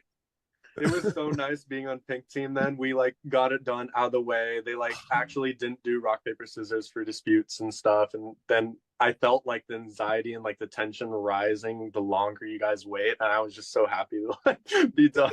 Well, they got to us on the green, and they're like, "Oh, let's go take lunch first." We're like, "Oh, let's just do it right now." Yo, oh my God, I was so mad. No, I was yeah. They're so like, "Dad, break it up." mad about that. So that ruined my vibe Oh. for sure. I I was thought I so was getting pumped. eliminated after that. I was like, that's it. That's over for me. I Yeah, can't I'm remember- going home. So I can't remember who saved my butt. I can tell you, but my butt was saved. So I lined up I memorized just one section. I'm like, there's no way I'm gonna memorize this whole thing. So I memorized part of the one section, but it was like literally a quarter of the one quarter of the group. So I went to where I was, and I ran, and someone got beat me to my briefcase. So I ran to the next one, and the guy's like, "No, not that one." And I'm like, "Oh crap!" So I jumped to another one. He's like, "No, not the other guy's like, don't do that one." So then I went to the third one, and he's like, "Yeah, you're safe there." I don't know who it was that saved my butt, but I'm very grateful. I feel like Yeah. everyone was kind of going off of the grace of people. So I was screwed over. So we were orange, so we were after pink. And in my head, I was like, okay, the corner seems like the easiest because everyone I seen damn near had a suitcase. I didn't think about it when you actually get in the game that if you're going this way, people are coming this way. It's like hard. And then also, I think something I didn't realize watching the pink team was like those like stadiums they had them on were pretty flimsy. Yeah. So like when I went to grab mine, someone came, we both toppled down. And then I just like got up in a blender and I like went for an empty briefcase and I was like almost sure I was leaving because I was like, why did no one go for this one? So that suspense before they told you to like open it, I'm like, oh shit, I'm leaving. It was like so nerve-wracking. Yeah, I the know last- they're gonna cut.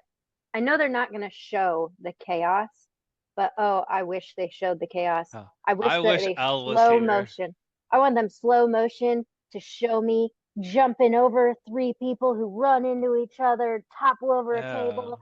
I'm like, no, Yeah, looking where's everywhere. Elle? Where do I go? Yeah. I know.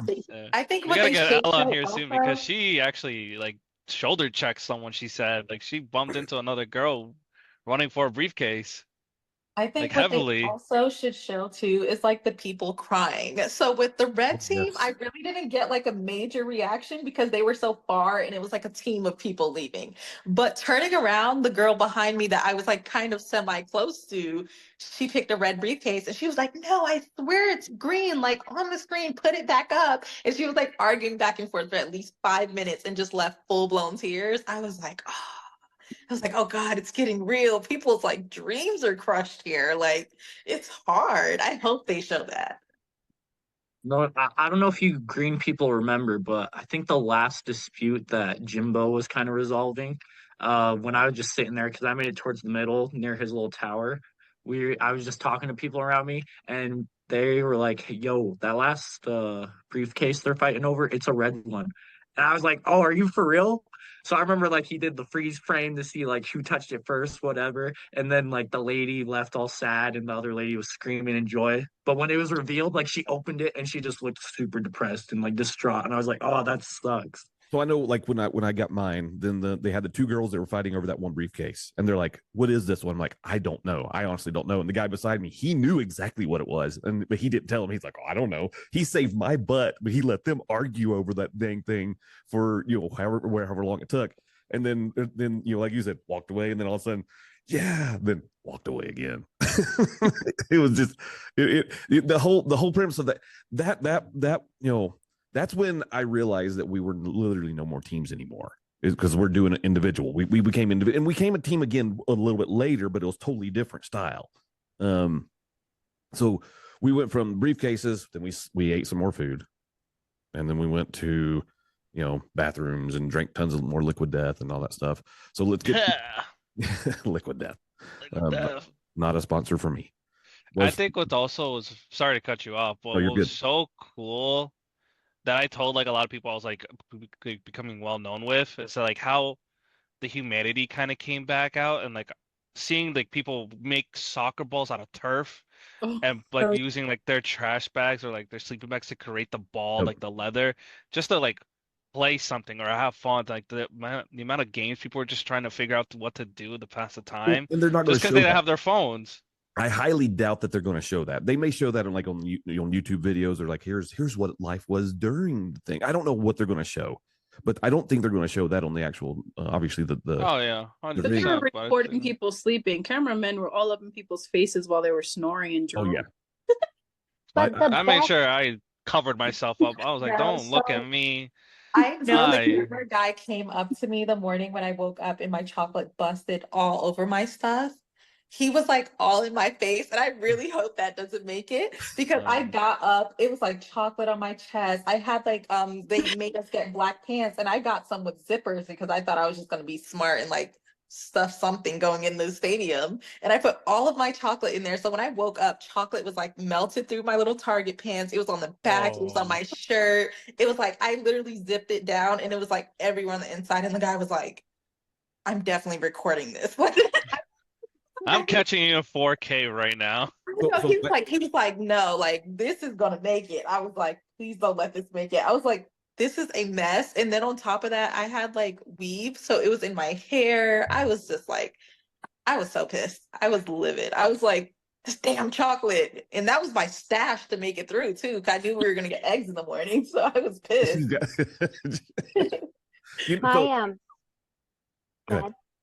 I was going to say, I have to go in a few minutes, but like my biggest takeaway, the coolest part of the entire experience, and what's really hard to explain to people back home, because you go home, there's all this bad publicity and press, and people are like, "Oh, that looks terrible and horrible and stuff." But the best part was the relationships. Yes. Because especially as an adult, it's really hard to make friends. It's really hard to connect to new people, because you get caught up in your day to day, and you get like, you get forced into mom play groups and whatever. Like, but there's no Did she just freeze? true connections. But maybe it was just the shared experience of whatever. It was just like the relationships that we made in Vegas, and then the new relationships that we made in Toronto, our friendships, and we'll go our separate ways, and maybe we never even talk again, but those are friendships and relationships that I will cherish for a lifetime. Well, and so I'm beyond grateful for that. Well, I know you're always going to hear from me, Jessica. You're in our group chat. Well, for myself, I'm a 46-year-old guy, and I can say I think I gained some really good friendships with people that are way younger than I am, which is kind of crazy, I think it's awesome that, I can kind of be on the same page as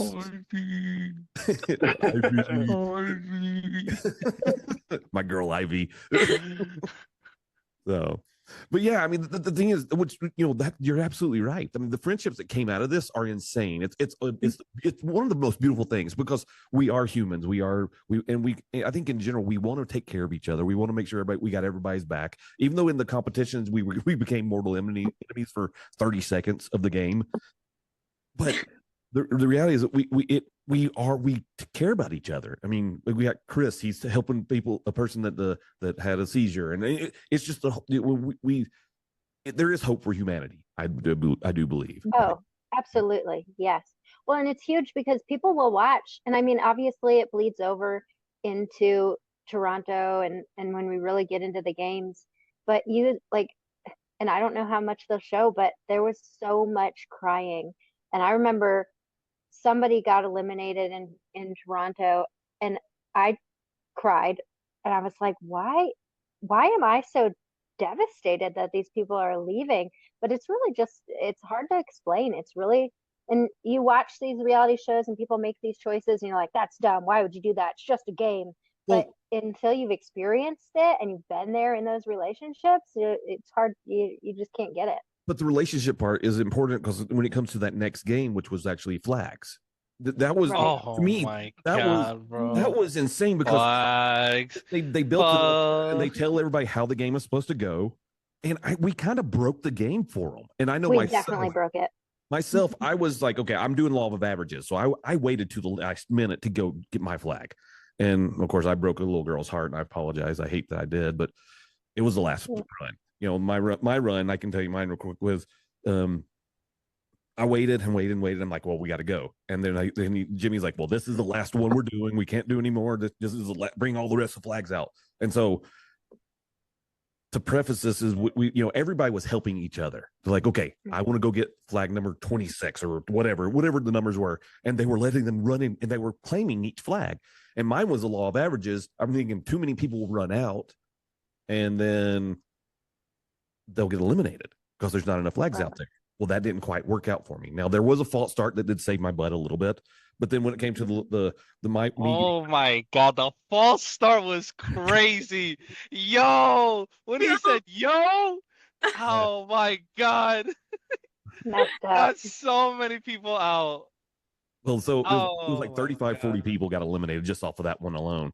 And so then we're lined up, and I got this little girl beside me. She goes, which flag is yours? I'm like, any of them. And she goes, well, I'm going after this one. I'm like, no. I said, there's only so many flags.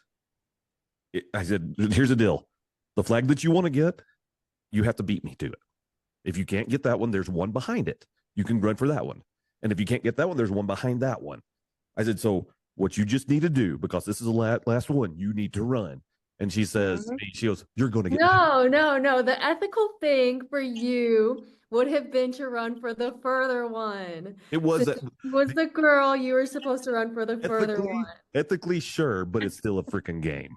And I'm an old man, and she was younger than me. So I'm here going, let me get so what happened was we took off. I grabbed the flag first. She stopped. Here's the beautiful part. And I say it's beautiful because she showed her hand. When I grabbed that flag, she stopped right that second, not even get to where the flag was, and she dropped to her knees and started crying. There was enough time for her to get to that next flag. Sure, I was a bad guy at that moment, but that's on her. It's a game. It's still a game. It blew my mind how nice. If it wasn't for the guys that were around me, I don't think I would have been able to pass because, like, they were like letting women go because otherwise we would have all just got eliminated. Well, see, and I was letting people go in front of me. I'm like, listen, go. There was this old guy. He's like, can I go? I'm like, because there's a flag. I'm like, yeah, you can take my spot. So I jumped out of line, and there, I said, everybody, he's going to go. He's going to get that flag. So we were helping everybody out. But when it's the last run, and then the law of averages did not work. This was the last run of the whole thing. You just got to get a flag. That's so ethically, the game was done. Ethics happened. We're fine up until the last run.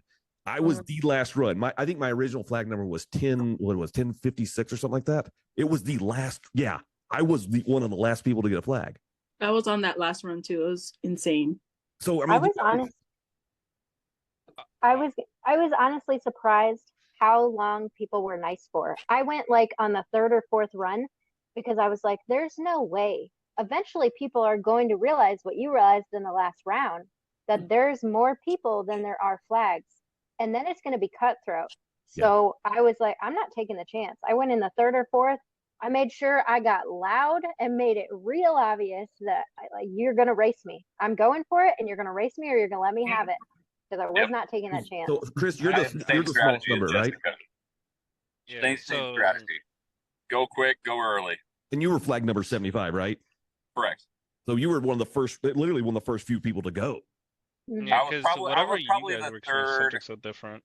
or fourth round. So Because I they only was put out like 15 flags on the first. No, they only put 10 flags out, I think, on the first round, and then like 15 on the second, maybe 25 on the third. So I think I was either third or fourth round. And it's like So so I was mind-boggling too. I'm sorry to cut you off, but like when they say the amount of flags per round, you think like, oh my God, there's so many flags. But then my mind never processed how many more flags are still remaining. yeah. Yeah. So as the rounds kept going, I'm like, this is the 8th round. My head was going by the amount of rounds are going. I thought I was getting more screwed. I ended up getting like a 200 number, but to me that felt like so long to get. And yet I waited like what 30 more minutes for the whole game to be done. When we lost So I was people during that game. 806. I was 806, but the reason I was so late is because I fell asleep. Oh yes, yo, yes. I We talked I about fell this. asleep. So like my time difference was off since I got in there because going to Vegas when I'm on Atlanta time, I was already waking up like 3 hours early. I would be up and people are still sleeping because a lot of people came from Vegas, Utah, LA. So like people were already kind of adjusted. I was always up, I felt like. And then on that day, I got a really bad migraine. And like my migraine was like all day. So they would like the person came back and they're like, here, I'm gonna give you some more ibuprofen. They didn't tell me that the thing was about to start. And in my head, when they gave me the ibuprofen, I'm like, oh, okay, maybe I got like 3 more hours, it'll kick in, it'll be gone by the time it like starts. And then on top of that, I was on my cycle, so I was extremely nauseous. So they're like, oh, just put the eye patches over your eyes. And then the game starts. I'm so sleepy. Like my sleep, like the medicine kicks in. And then on top of that, I start realizing, I'm like, oh my God, they're putting 10 flags out. And it's like going so slow. I end up going to the back, like near the porta potty stands, and I'm just kind of like braced up. I fall asleep, I wake up, and then I start seeing people like arguing now that time is like rolling down. And this is maybe like the 500s. And I'm like, oh, I still got time. Like it's 1,000. So I kind of doze back off. And then Jimmy ends up, when he does the 2 briefcases for like the people, he's like, I'm going to bring out 2 briefcases. You don't go for a flag, you go for the briefcase. So that was like in the 700s. And I woke up at that moment because I was like, oh my God, it's nobody really over here anymore. And I'm like, why are people screaming? It was about the briefcases. So then I finally woke up and all of my friends were on the other side and they thought I left because they were like, where were you? I'm like, oh my God, you guys, I'm so sleepy. So after I get the flag, I run over there. Me and this girl get in such a big argument on our flag. She actually topples it over. And then I finally make it to the other side, you guys, and I fall straight back to sleep. It's how horrible. I fall straight back to sleep. He gave away 2 $10,000 briefcases during the flags too, and I know Yes. the one on the I'd say the right side of the stadium. That was the funniest thing ever because this woman, she's like, "Is anyone gonna go for it?" And like no one was running for it; they're all going for the flags, and so she just broke loose. And that was the funny. Her leg, it was almost a cartoon. Her legs were further ahead of her body. Yeah, she was going as fast as she could, and she grabbed that $10,000 case, and that's all she got. She's like, "I got my 10 grand. I am out. I am winner." I mean, that was epic. So yes. So that's when I woke up because everyone was like making the noise of like, who's gonna go get the money? Who's gonna go get it? And I'm over here like halfway asleep. I'm like, there's money getting given out. Like, what is going on? I'm like, why am I so sleepy? So yeah, the $10,000, the girl that got that, I was proud of her. I was like, you go, girl, you go. So that brings us down to where we after that as well is when it became more of a shit show, in my opinion. Because I don't know if you guys remember, but Laser had a flag and was like running right after that. It became like chasing the madness. beast teams. Yes, it became madness that round. There were like 7 people chasing one person for a flag. Then he throws it, and it was just like, I was like, oh my God. Oh, that's Chandler. Yeah, that was Chandler. Yeah, Chandler. I was like, oh my I God. remember Chandler broke. Yeah, Chandler broke some ankles. It was crazy to see. I think the flags games was like really bringing out some characters though, because like what you guys were talking about your stories, how people were like letting you go. I was on the way, like if you're looking at Mr. Beast on his barrel, I'm on the way left. Yeah. That was You were not on the the wrong case. side. That was the wrong not side. the case. Like I was with like all like the athletic college people, who were going after like first round, second round, and remember Betty, the old lady? Beth? She was at she was in front of me for like a 60 number or like a very early number. But then this very gigantic man goes like, that's my flag instead. And like the grandma's here with her daughter, and she's like, oh my God, my mom, my 80-year-old something mom is about to get hurt by this man. And the cameras are like shining all over him. He's like, I will be the villain. This is a $5 million briefcase. I don't care what you say. This briefcase is mine. Like, everyone get out of my way. And like yelling at this grandma too. I'm like, what's happening? Like, this is all happening in front of me. And that's when honestly, that brings us to like once we get to the last, I guess it was the platforms.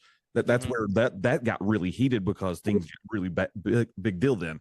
So, but the thing is, when it came to the briefcases, so we got down to 1,100 people. That was the number. So we between all the sleeping and all the eating, when it comes down to the we finished the flags. Only the people who could move to the next level were going to had a flag. Now, then they split us and they said, okay, if you're an odd number, you're going on this side. If you're an even number, you're going on this side. I was on the lucky side. Yeah. Yeah, they did us dirty. Yeah. They did us so dirty on the even side. Because I got raw chicken, yo. All of my friends were like way ahead of me. They all had like odd numbers. And here I am, the lone survivor. So I'm technically split up from everybody I was with. But I was so pissed when I relinked with them. And they're like, oh, we had cupcakes and charcuterie boards. I thought they were lying. I was like, you're making that up. There's no way. I thought they were. Oh, y'all didn't get it? We Y'all had didn't big get giant those hoagies. You had hoagies? Life, baby. What? I did not hear about that. Oh my God. On the even side, it was some BS. First off, they gave us the same chicken and rice stuff. And at that point, I didn't even want it. Then they got us down. They got us down in the stadium. They got us down in the stadium, and then they made us get up and go to another side. And then they made us get up and go back down to the other side. I was like, they are playing with us. Like, so when I seen everyone and they're like, oh, we had cupcakes. I'm like, oh, really? Like, I'm starving. Like, you could have saved me one in your pocket. Well, I had extra stuff, and I'd start just giving it out to people. I'm like, I don't need this. I don't want this cupcake. I had it between the hoagie. Can't relate. I was forced to eat tofu because they ran out of chicken. Oh, I hate when that happens. Dude, I felt so lucky. I felt so lucky. I was sitting there and I had like a bunch of snacks and stuff, and I was like, this is great. Like, I'm actually getting food. But then all of a sudden I like look behind me and this guy has like a foot-long sub, and I'm like, what? I was like, where did you get that? And he's like, they just had them out here. You want some? And he gave me the other half of the sandwich. It was like the nicest thing like some guy's done for me in there. I was like, wow, oh my God, happiest. We had special food and we were just sharing it with people because I mean, they gave me my normal rice and the oatmeal and whatever it all was, and I'm like, yeah, you know what? I'm gonna give this to someone. And like, yeah, and then I'm like, I got too much. My stomach shrunk because we were there for so long, and I'm like, I can't eat all this. So I'm like, here, pass it out. Man, I kind of felt bad because we got the good stuff, but the other side did not. But see, that's what I say. Like, in between all the craziness, we were able to see like the humanity of people in between. Right. Because like normally I'm like the biggest germaphobe, but then I'm also like, in that moment I was so vulnerable. I would see somebody about to throw away an egg and I'm like, hey, can I get that egg? Like, don't throw that away. I'll eat that extra salad. So no, like literally the humanity of things. And I started asking people, it's like, where'd you hide the chocolate? I need some. I was like itching. I was like, where is it? Let me get it. I got yelled at for asking for a piece of chocolate by 2 people. I'm like, I'm never asking for another piece of chocolate ever again. So but then when I got my special treat for being an odd side, I'm like, okay, I'll share it. I'll be nice. I won't be like those people. Now the hot commodity for me is I was asking people like, where'd you get Gatorade? And they're like, oh, they only bought out a small amount. And I'm like, so you only got 1 Gatorade? Are you sure? Or are you hiding some for your friends? Like, just be honest. Where was the Gatorade? Yeah. I was lucky to get a Gatorade. I needed that. So, and then we fast forward. Now we're going to our last competition. They split us up. They tell you split up in teams of X amount of people, right? Because it was 100. That was so. Oh yeah, it was 100 people. Yeah, so we had line leaders again. Yep. Just the rope lines all over again. So we all got lines, and then they tell, okay, everybody pick a platform, get on that platform. So we all get on the platform. Now I'm thinking that, and we're going to just have to wait for hours. I didn't think of anything else. I'm like, okay, this is going to be an endurance test. We're going to be on these things for hours and hours and hours, and people are just going to start falling away. Well, it Well, I didn't. think at that's all. what it was originally supposed to be, but time ran out. Okay. Okay. Yeah, that makes sense because there were bathrooms on there. Yeah, there was Yeah. bathrooms on there. Yeah, like we were there till apparently like the last day they had that facility rented out for. So did it now? Just a quick question for everybody: Did everybody check those bathrooms before they were starting to be used? Did anyone like scavenge the bathroom? Because I heard that they were hiding Tesla keys in bathrooms and everywhere else. I don't I know. looked That on was the me. I went through and I checked every single bathroom because I thought they were going to hide a key in there. There was nothing. It was pitch dark. You couldn't see anything. I reached my hand behind stuff. I couldn't find anything. I searched a few of them, but I didn't get all of them. I love that you guys put your hands all over those bathrooms. I was gonna say those like portable bathrooms should be studied how some of them were just so dirty. Oh, there's a and then you study those things that are coming out of y'all's bodies. Right? Since none of I us- wanted one, and I said, I'm good. I'd rather throw up right now. Yeah. All right, so we're all getting on our platforms. Jimmy tells the thing, stay on the platform. And so, what was going through everybody's mind when before he gave away the first amount of money, the $5,000? What was everybody's thoughts were? So My platform was okay. Ivy, go. So, what did y'all call him? The Overlord? What? Yeah. The Supreme Overlord. Supreme Overlord. I was on his platform. Oh, Ivy. Ivy, no. I just remember before we even got on the platform, he had a big alliance of I don't know how many people. And so I just hopped in with his group and it was just so intense. And I remember somebody just said something about money, just said the word money. And he just started yelling at this girl and he was like, get out. He's like, no one wants you here. He's like, get it. Yes. So I was on his team too, and he was very cutthroat. Like even if you blinked and said, "Oh, I want a Nissan," he was like, "Get out!" Like, and so then when we got on the platform, he was like, he told all of us like, sit down, like you have to sit down right now. And I just remember I was like, I knew I wanted to move on to Amazon Prime and I was not going to take a bribe. And so I was kind of happy about it because I was like, he's controlling everybody. And I was like, that's fine by me. I was like, I'm going to sit down if he tells me to sit down. And it was just so chaotic. He was saying he was going to slit people's throat if they got off. He was like, oh, shoot. Okay, yeah. I was about to say, I was about to ask if he said that. Thank you, Ivy. Goodness. It was crazy, but I was like listening to him. I was like, you tell those people. I was like, you tell them. But yeah, it was so I was on his team as well. I think the first thing we should talk about before the platform though was like forming that alliance. Okay. Because I ended up on his team as well, but there were so many people that were like fluid that I had never seen for the first time ever. And then they show up and now I'm like side-eyeing them, even though we've probably shared like an egg at this point. I'm like, who are you? What do you want? What is your buyout amount? If they offer you $10,000, are you leaving? But Mike was so like, do you have a car at home? If not, leave. I'm like, oh, he's telling us to sit our asses down. If you even get close to the edge, he's like killing us. I was like, oh, I like this. I'm staying right here. Well, and I think there was two platforms that were pretty extreme when it came to that. I think that I know that every platform everybody had a number. Everybody had a number in their head. But we didn't know that the biggest number was going to be revealed until he showed it. I was surprised that he showed all of them at the same time. Yeah. That was so dumb. I hate that he did that. Yeah.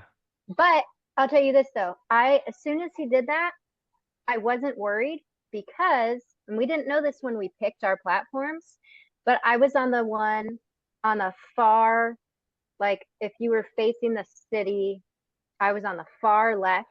So as soon as there was a number announced that everybody was going for, I didn't have a fear in the world because somebody's making it from one of those other platforms that's closer than mine before anybody on my team is going to get there. So then I was like, it is what it is. We just have to wait. So You were on the long haul platform, right? I don't know which platform. I was on Team No Chance. No, we were Team No Chance. So Yeah. Team Long Haul was a completely different one. Even though we were on the Long Haul Alliance, we didn't quite make it to that platform due to the chaos of it all.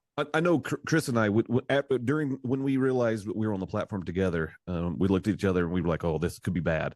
And so we made a pact that if we made it past there, that we could, because we became friends. We're like, we don't want to have to be eliminated at the same time. So if we get stuck in a group like this, let's try to get on a different group so we're not eliminated. And we did that, pretty decent until that game. I See, but literally I can thought I was going say home. I thought I think he was supreme overlord. He was so like overboard on his threats to where everyone was like pretty like down, Right in sitting, line. did not get up, did Yeah. not blink. But Oh, sorry. I don't know if you remember, Ivy, there was like the team that was technically right next to us, and there was like a guy sitting down and he started like crying. He was like, "You guys, I really need this money." And like his team was going the F off on him. So I was just so happy that wasn't our team because That I was was our actually team. scared. That was our platform. The Supreme Overlord was yelling at our platform, trying to get the guy that was crying to get Yes. off. Oh And- my And god. we I were know- trying to get the Supreme Overlord to shut up. Yeah. I know Oh yeah, because our team was like taunting. We're like, he's like, look at them. They can't control their people. Right.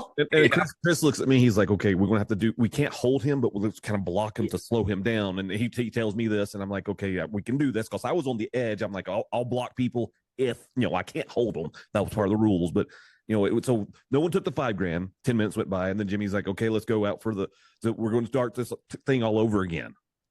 And this is when it got crazy for me when all of a sudden it didn't take even a second. I mean, the He didn't timer. even announce it. He didn't even announce it. Yeah, the timer didn't even So- start. He was ready to start the timer. I'm trying to be careful. Okay, this is gonna air. People are gonna watch this after the show has already aired, but we're filming this before the show is aired. Yeah. And I'm very interested to see what happens. You muted You're yourself. muted. You muted. Oh, there you Because go. my dogs are stupid. I'm very interested to see what ends up happening because she jumped before he said go. And so I don't Yeah. actually know. I don't know if they let her. I heard that they ended up giving her some money, but not the full amount of the money. Yeah, we don't know what money she got.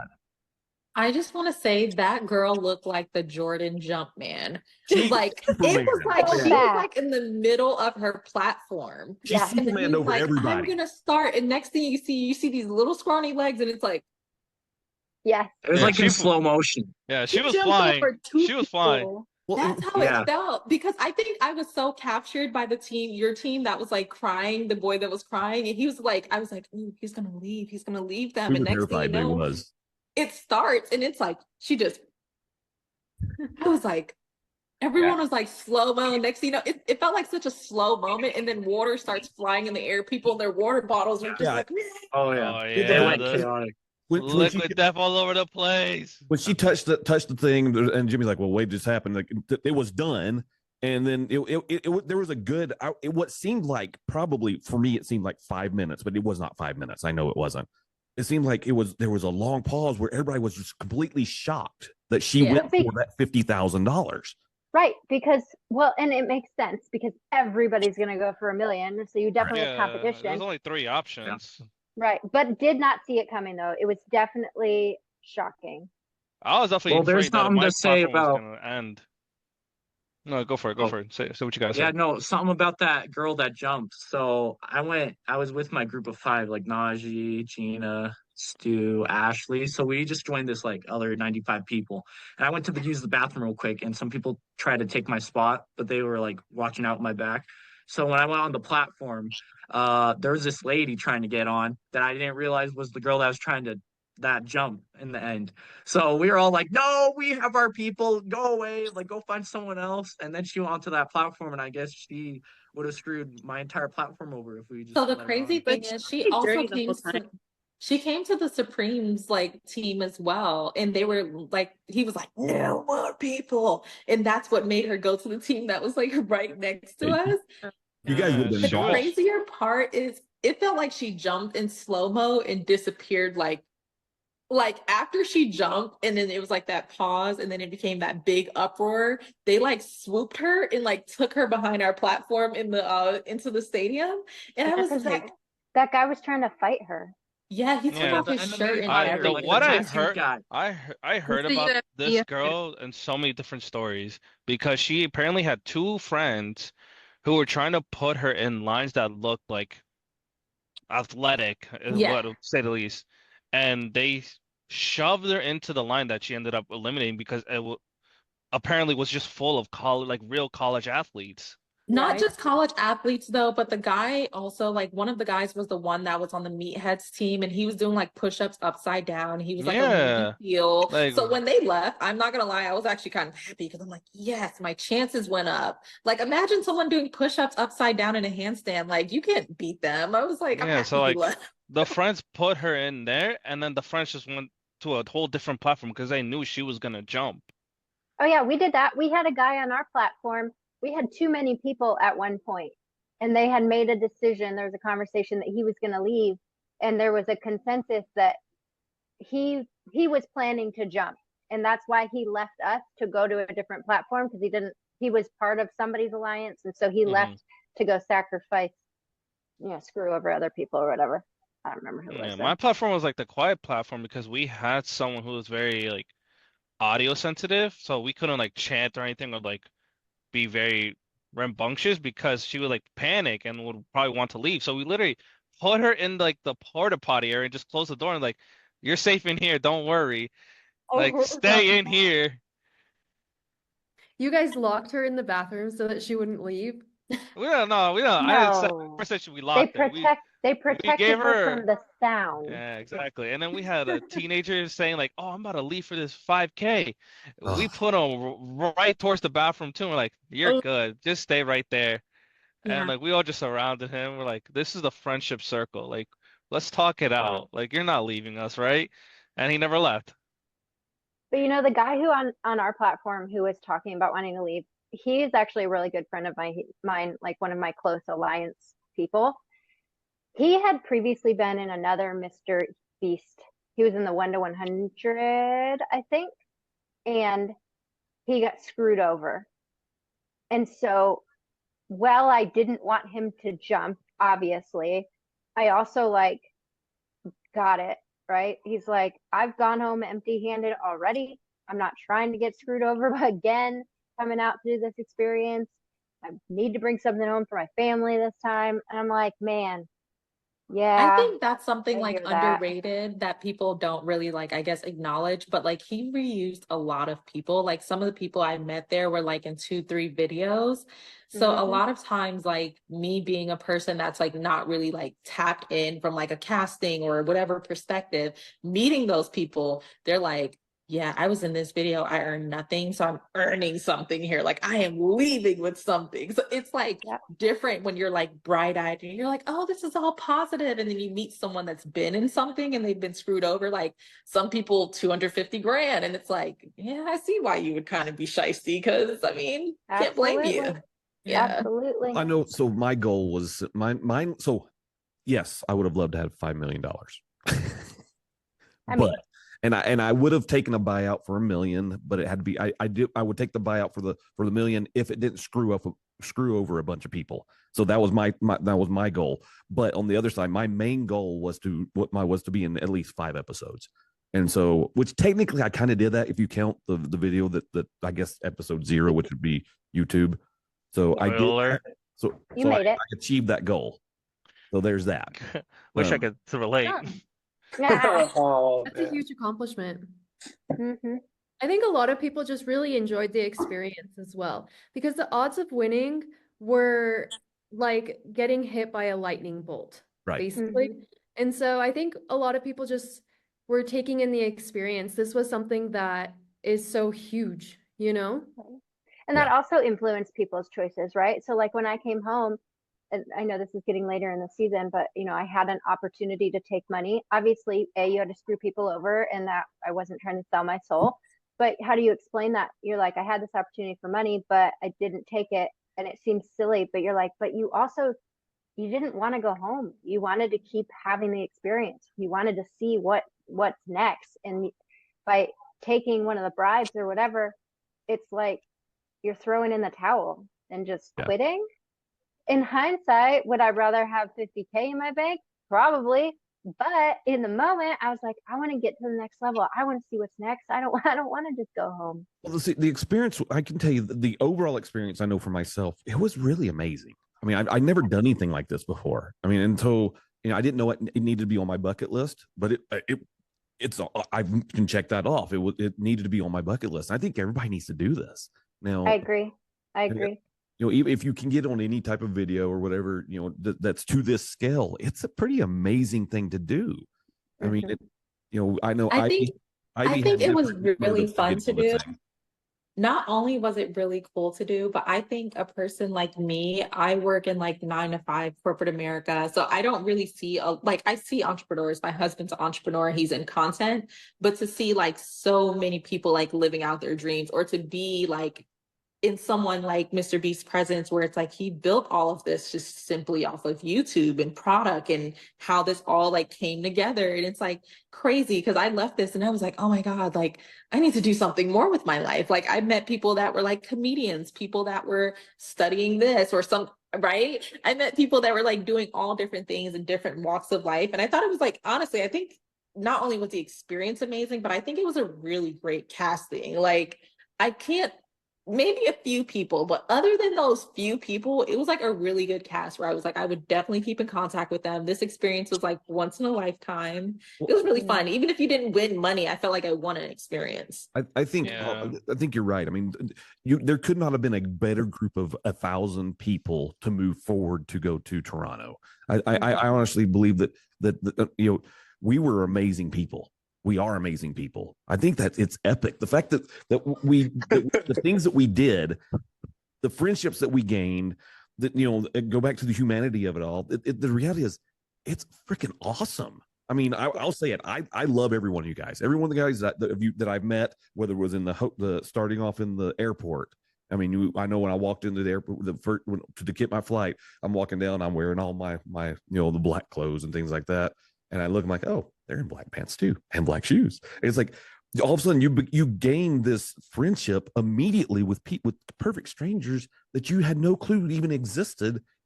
And now here we are, months later, and we're actually just talking about it. And to me, I feel it inside. It's like, you guys are awesome. I love you guys. Seriously, it's cool. Yeah. And it was all like-minded people too.